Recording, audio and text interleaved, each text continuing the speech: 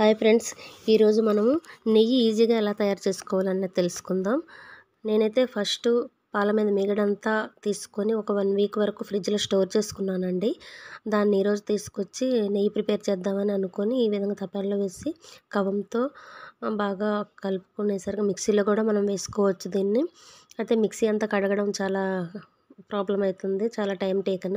అందుకని ఈ విధంగా చాలా ఈజీగా చేసుకోవచ్చు. ఇది 2 టైమ్స్ మనము వాటర్ వేసుకొని ఇలా చేసుకుంటే ఏమైనా వేస్ట్ ఉంటే పోతుంది.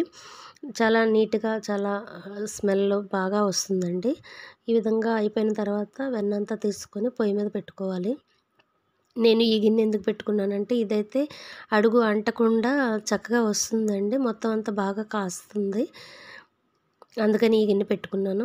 ఎవరైనా కానీ చాలా ఈజీగా నెయ్యిని తయారు చేసుకోవచ్చు. అంటే ఎక్కువ పాలు తీసుకుంటే చాలా తొందరగానే ఎక్కువ అవుతుంది. ఇది ఆవు పాలు నేను తీసుకుంటున్నానండి.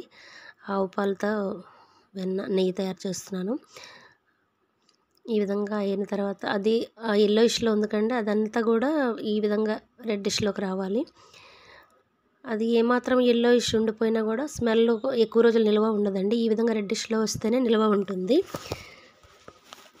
అందుకని ఈ విధంగా వచ్చే వరకు కూడా నేను తయారు చేసుకున్నాను. చాలా మంచి స్మెల్ వస్తుందండి. మీకు తెలియట్లేదు, నాకు తెలుస్తుంది కాబట్టి